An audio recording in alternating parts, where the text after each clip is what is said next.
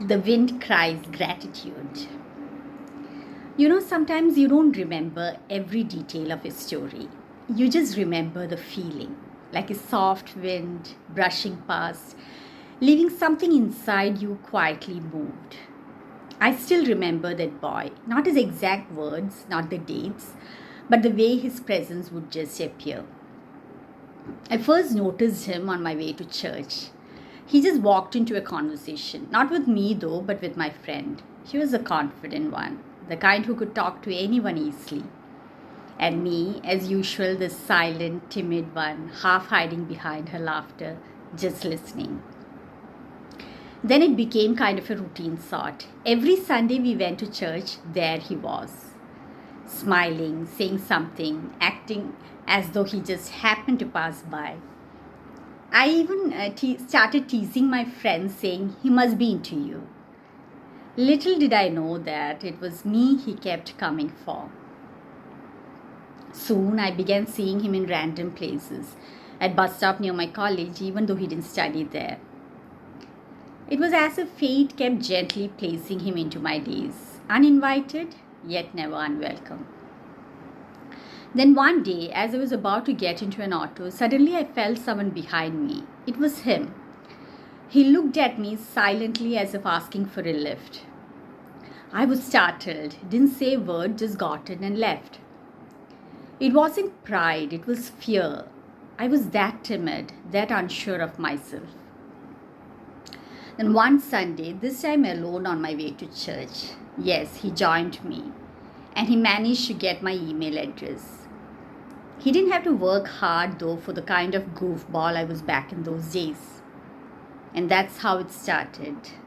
Tiny signals in his emails, syllables flowed like a stream of poetry. I used to read it with my friend. We both equally enjoyed and admired the beauty of his writing. Probably his words were the first thing that made me realize how powerful sincerity can be. Then one evening, a day before my practical exam, I met him again in a study session. Apparently, he had befriended with few of my college mates and was quite popular among them. When someone asked him to sing, without hesitation, he played his guitar and sang a song he had written himself. His voice had something raw in it, something true. But I was too distracted, too anxious about the next day's exam that I hardly listened. And after his performance, when someone asked me how it was, I was caught off guard and managed to say, it was good. Then a quiet realization dawned. When someone whispered he had written and composed that song for a girl he loved, and when everyone turned towards me waiting for my reaction, it became clear. He had sung it for me. Then later one day, he came to my apartment and said, "I love you."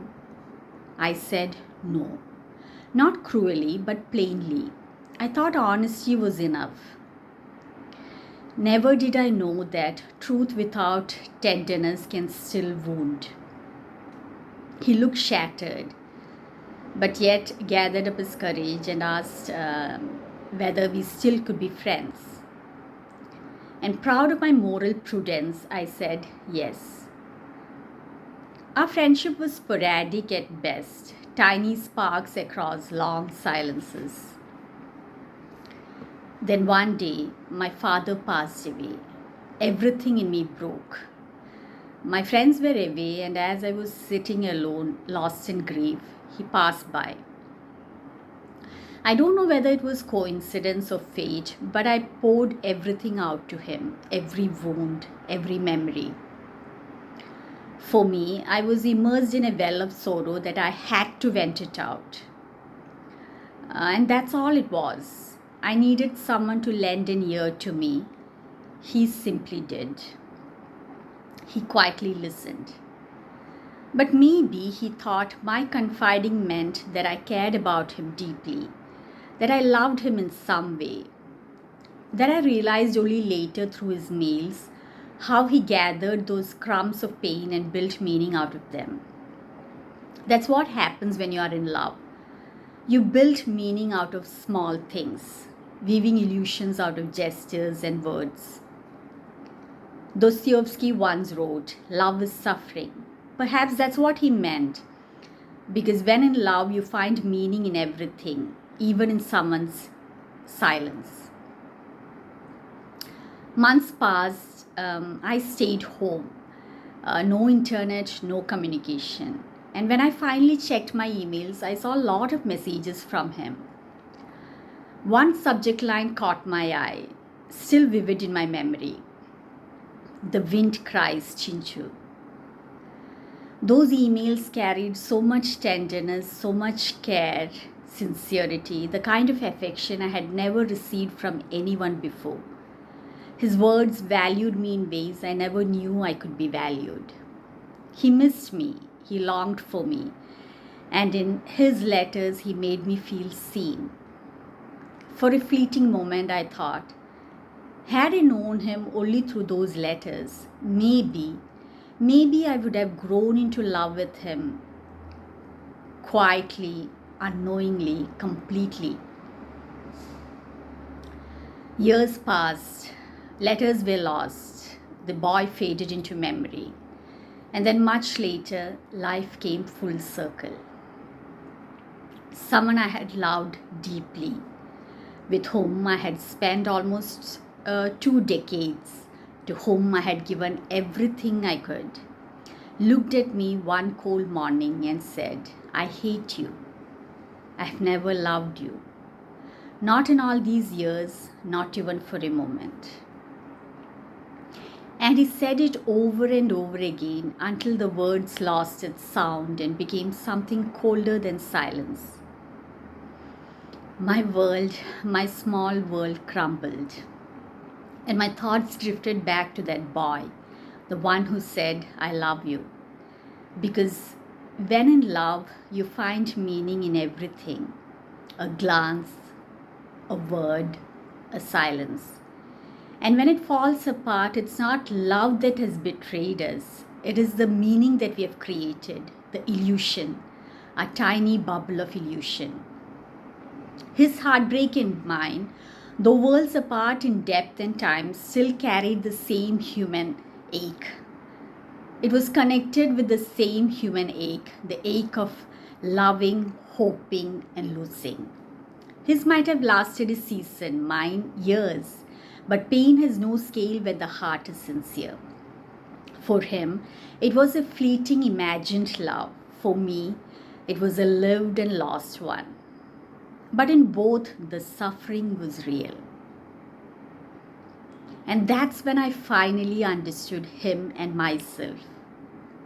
Because love, even when unlived, leaves behind its fragrance, and gratitude, even when unacknowledged, still can cleanse the soul. So now, I just wanted to say, wherever that boy is, even if he doesn't remember me, I still remember, not with longing, but with peace. I've never loved him, not then, not now, not in that way. But I'm grateful. Grateful for his care, for those letters, his time. His love was his truth, and I honor it. Not with desire, but with understanding, with quiet gratitude. And I'm sorry. Sorry that I've been brutally honest. I could have been gentler. But still, I'm glad it remained an unlived love. Because maybe that's why it remains so pure even now. For unlived love carries no scars. It remains untouched, preserved in memory, soft, innocent, almost divine. Had we lived it, it would have been different. It would have changed, even broken. But like this, it remained beautiful, like a flower that never wilted. Sometimes gratitude is all that's left when love fades away, and that's okay.